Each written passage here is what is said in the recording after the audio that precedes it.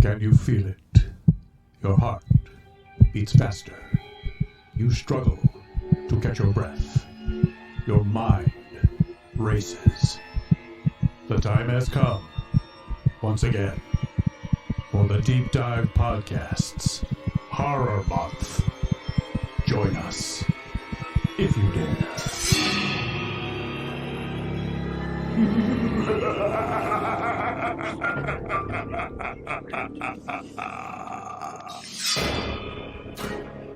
Hello, divers. Welcome to week 3 of Horror Month 2021. I'm Tom Feeney, writer for Wang Shop Movie Magazine. And sadly, once again, my podcasting partner, Amanda, is under the spell of a renegade vampire and can't be with us because I record during the daytime. Well, we hope she's back with us here soon. This week, we open our wallets, both real and digital, and waste time and money on those horror movie franchises we all know and love and hate at the same time. But horror movie franchises are not a recent thing, not by any stretch of the imagination. In 1931, Universal Pictures released the vampire classic Dracula, starring Bela Lugosi, and that same year released Frankenstein with Boris Karloff. The success of those films had Universal looking for more monsters to put on the silver screen. The Mummy followed in 1932 and The Invisible Man in 1933. Even though Hollywood was still relatively young, studios knew that sequels could equal profits. You've got a built-in audience who love the original, so they're more inclined to see more of the same. So in 1935, Universal released Bride of Frankenstein, followed the next year by Dracula's Daughter. Both were successful, but after a change in leadership at Universal, development of horror movies was sort of put out to pasture. But as you know, you can't keep a good monster down. All it took was a full moon and a lot of fur. Jugular. Is that the way Jenny Williams was killed? Yes. Find something? Animal tracks. Whoever is bitten by a werewolf and lives becomes a werewolf himself. Oh, don't hand me that. You're just wasting your time. The wolf bit you, didn't he? Yeah, he did. You wouldn't want to run away with a murderer, would you? Oh, Larry, you're not. You know you're not. I killed Bela. I killed Richardson. If I stay here any longer, you can't tell who'll be next.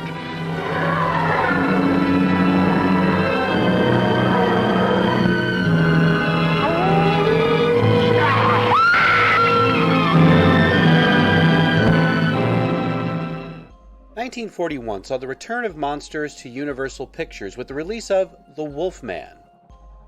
Lon Chaney Jr. received praise for his tortured portrayal of a poor soul cursed by the bite of a wolf and condemned to transform into a deadly half-man, half-monster during the full moon.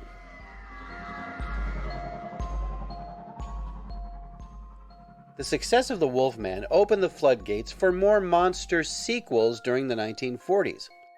Titles like The Mummy's Tomb, Son of Dracula, and the first horror crossover, Frankenstein Meets the Wolfman, thrilled horror fans and studio executives alike. The decade ended on a decidedly less scary note, with Universal's monsters being relegated to supporting roles to popular comedy duo Abbott and Costello. The nation's top comics, Abbott and Costello. Petrified, but hilariously. Plus the dangerous and terrifying Wolfman, played by Lon Chaney. Plus that fiend out of a nightmare, the vampire Batman, Count Dracula, played by Bela Lugosi. Plus the most dreaded creature of them all, the Frankenstein monster, played by Glenn Strange. Plus a couple of luscious but designing females in the spookiest laugh fest on record.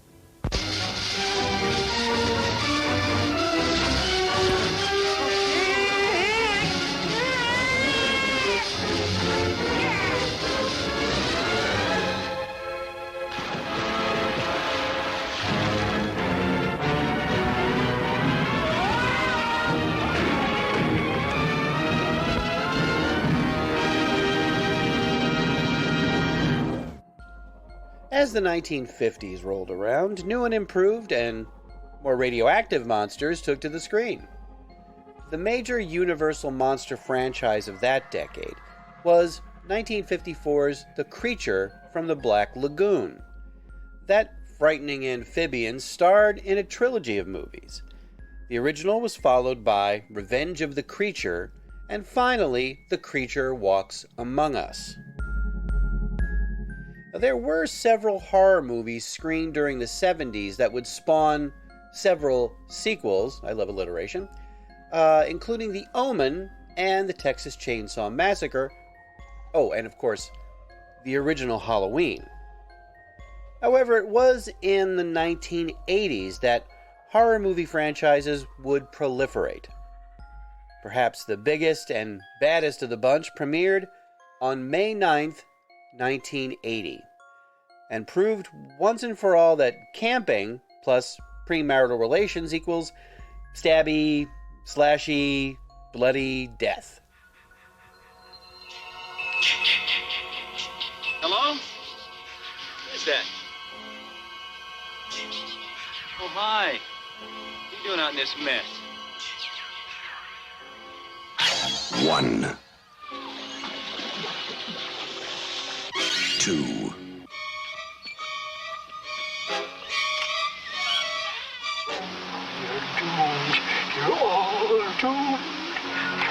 3,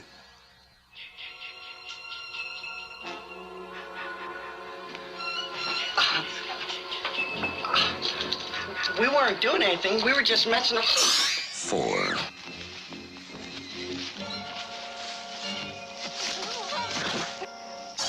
5, 6,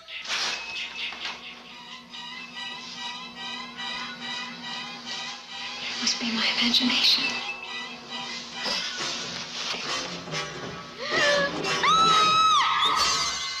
7,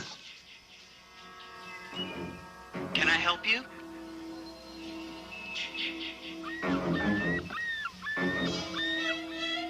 Hello? 8, 9,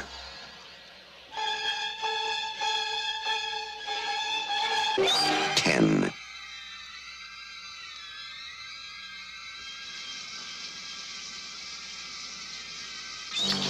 11,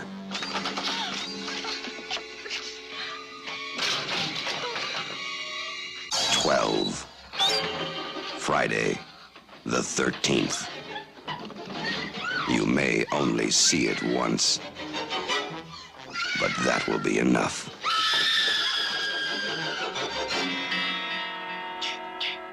Friday, the 13th.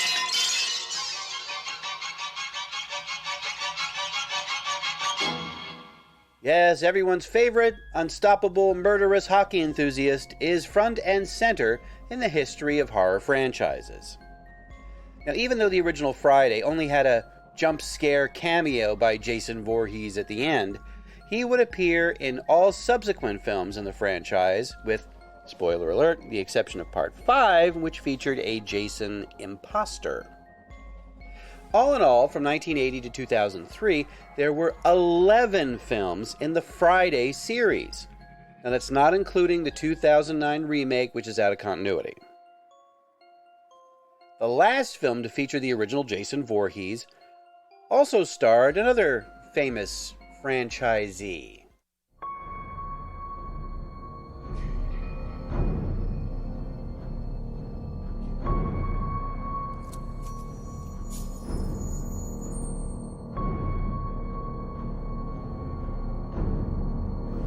warn your friends.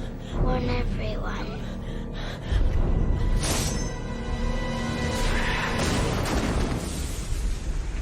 Welcome to my nightmare. We're not safe awake or asleep.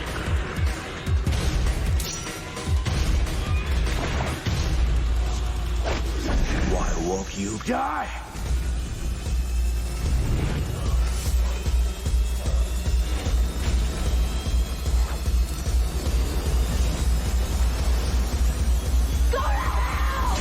Freddy versus Jason. Place your bets.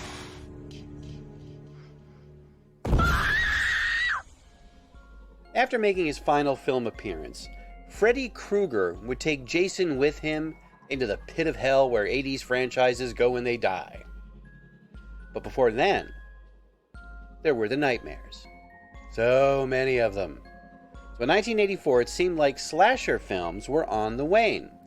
Movies like Terror Train, Prom Night, My Bloody Valentine, and Maniac seemed to wear down audiences' taste for blood. So it was time to add a new element to the genre. And director Wes Craven knew exactly where to go for inspiration: dreams. After reading newspaper articles about cases where people, for no apparent reason, simply die in their sleep, Craven came up with the idea of a killer that stalks people's dreams.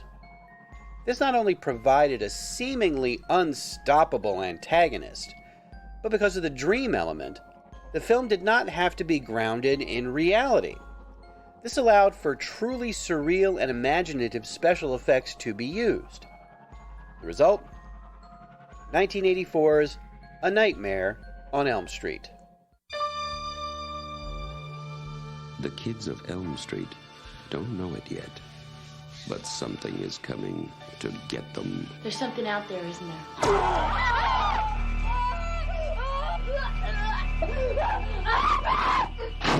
We just see cuts happen. What did that, Lieutenant? I don't know. What the coroner got to say? He's in the jar and puking since he saw it. They're gonna kill me for sure. Did you do it? There was somebody else there. He was locked in a room with a girl who went in alive and came out in a rubber bag. No one knows where it came from or who it will visit next. Nancy? There's something wrong with you. You're imagining things. Nightmare on Elm Street. Do you believe in the boogeyman? No. Whatever you do, don't fall asleep. No! She's the only one who can stop it. If she fails, I'm your boyfriend now, Nancy. no one will survive.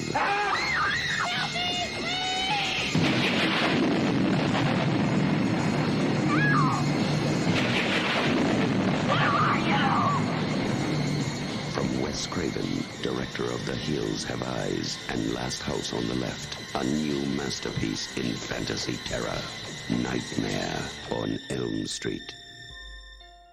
After Nightmare scared up terrific box office, a sequel was naturally rushed into production, without Wes Craven.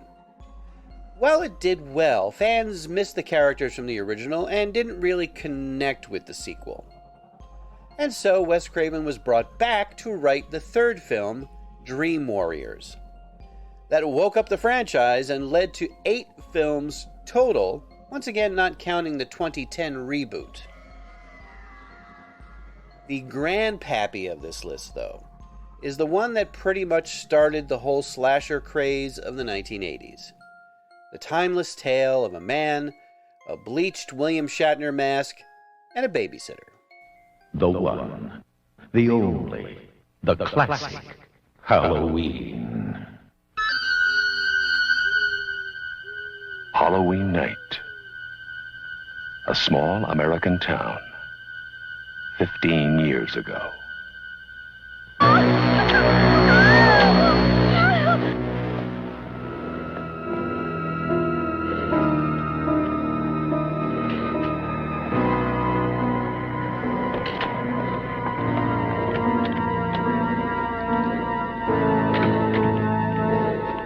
Michael?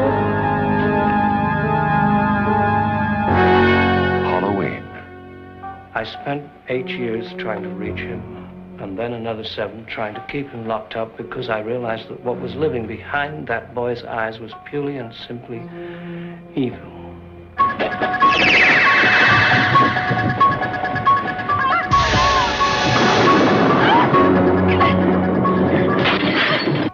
I think he'll come back.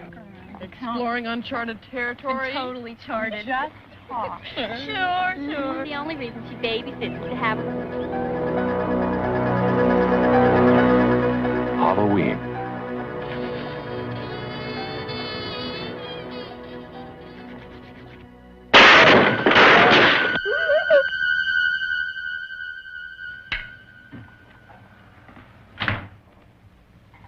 Okay, Linda.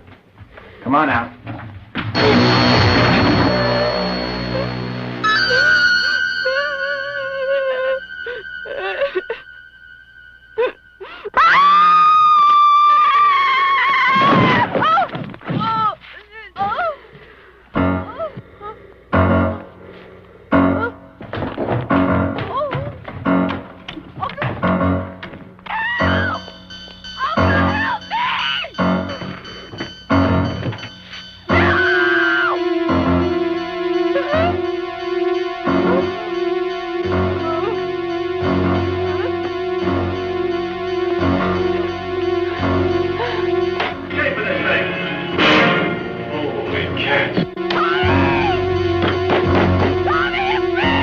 Halloween. The night he came home.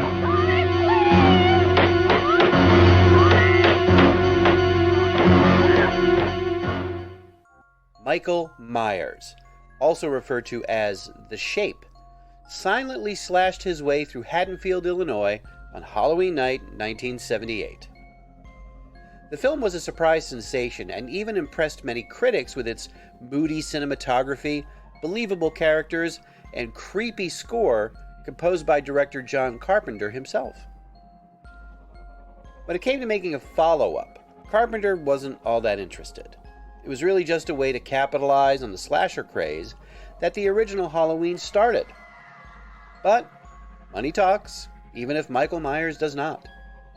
So Carpenter returned to write the sequel and left the directing chores to a young man from the American Film Institute, Rick Rosenthal. Halloween 2 is a direct sequel, taking place on the same night as the original. In fact, the film begins only minutes after the first movie ends. So while the sequel did well at the box office, it was critically panned, mostly due to the increased level of blood and gore, which some found needlessly excessive.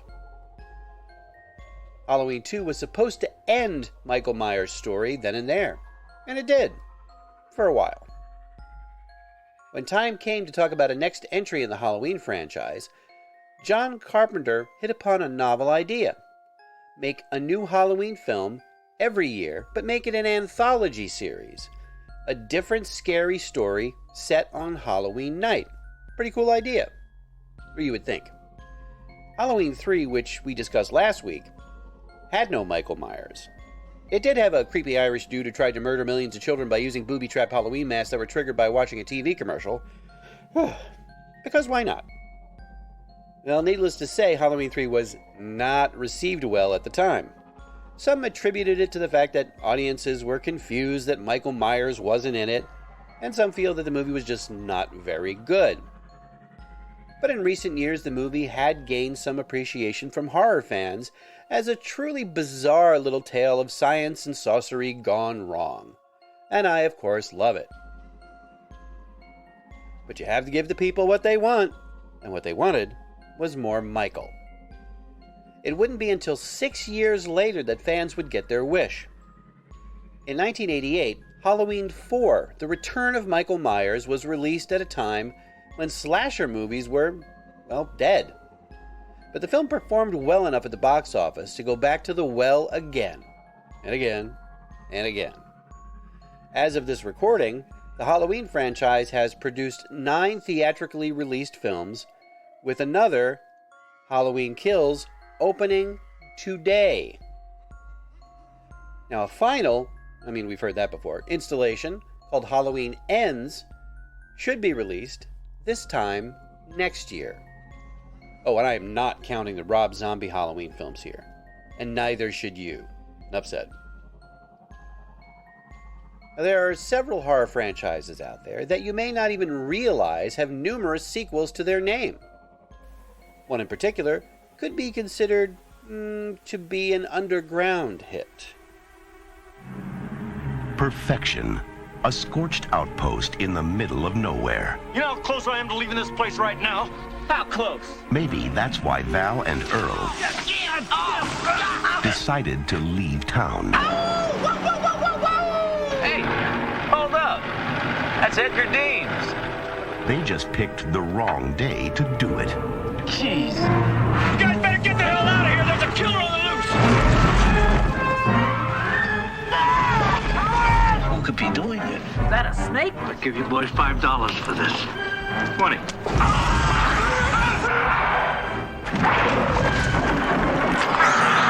That's how they get you. They're under the ground. What the hell are those things? How could they eat a whole station wagon? But where do they come from? I vote for outer space. No way these are local boys. You see, they're headed right for us. No Richter scale can measure it. They're coming! No scientist can explain it. Bert, they're under the ground. You didn't get penetration even with the elephant gun. Run, run! And no one knows what to call it. Megaworms or suckers or suckoids. Now, this valley is just one long smorgasbord. Now, it's up to Val and Earl to save the world. That's one big mother. Who died and made you Einstein? And they know just what to do. Flip for it. Damn. Kevin Bacon, Fred Ward,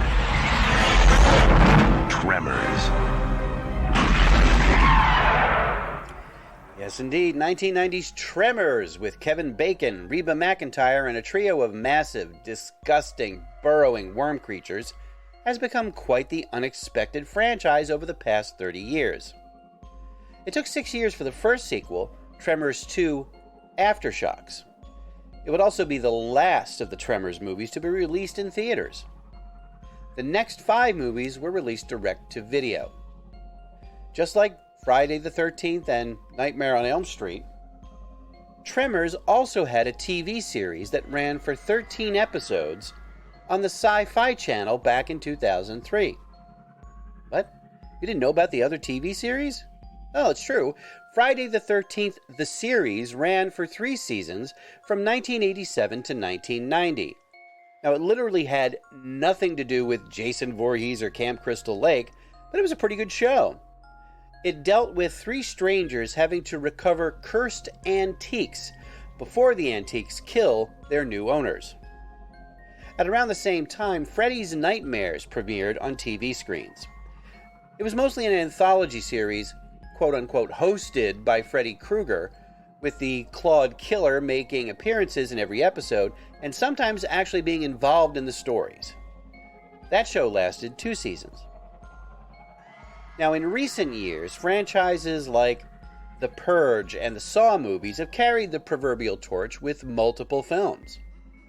However, the reboot seems to be the preferred method of continuing a classic horror franchise, with Candyman, Chucky from the Child's Play movies, Children of the Corn, that's a lot of C words. But what current crop of horror movies will become franchises of the future? Well, Netflix is off to a good start with a popular blend of nostalgia and horror. The Fear Street movies. They have been a hit for the streaming service, and there's no reason to think that that's the end of it.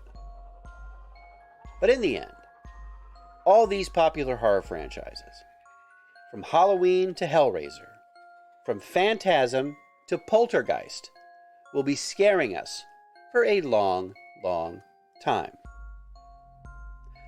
All the movies and shows that I have mentioned can be found on the usual streaming services for rent or purchase. We're talking Apple TV, we're talking Netflix, we're talking Hulu, we're talking Amazon Prime, HBO Max, all the above. So check those out.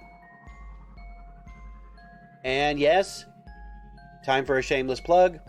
We have a new Halloween t-shirt in our merch store. That's right. It is professionally designed by a non-professional, which is myself. But It is available right now from Teespring on our website, thedeepdivepodcast.com. So check that out. Buy 2, save 1 for later. There you go. How about that? So keep sending, by the way, those good vibes to Amanda. We hope to have her back with us very, very soon. So make sure you do that. And now, what is our next episode going to be about for Horror Month 2021? Well, here's a question for you. What is the deal with twins? They look the same. Sometimes they dress the same.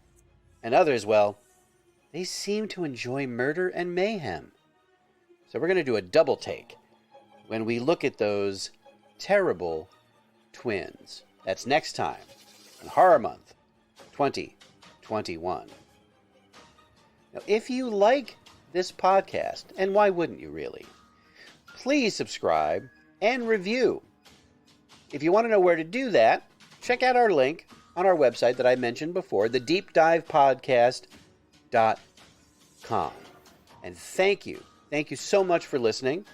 Don't forget, tell your friends, tell your enemies, tell your therapist, and we will be back next week.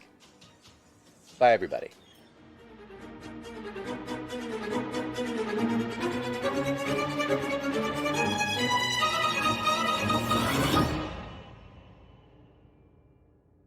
The Deep Dive Podcast is a production of Automaton Studios.